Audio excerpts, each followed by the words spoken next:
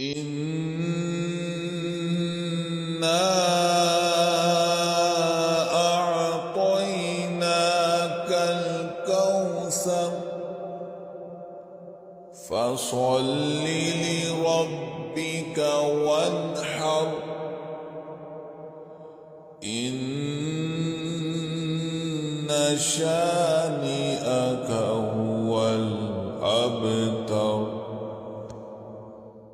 الله لا إله إلا هو الحي القيوم لا تأخذه سنة ولا نوم له ما في السماوات وما في الأرض من ذا الذي يشفع عنده إلا بإذنه يعلم ما بين أيديهم وما خلفهم ولا يحيطون بشيء من علمه إلا بما شاء وسع كرسيه السماوات والأرض ولا يؤوده حفظهما وهو العلي العظيم.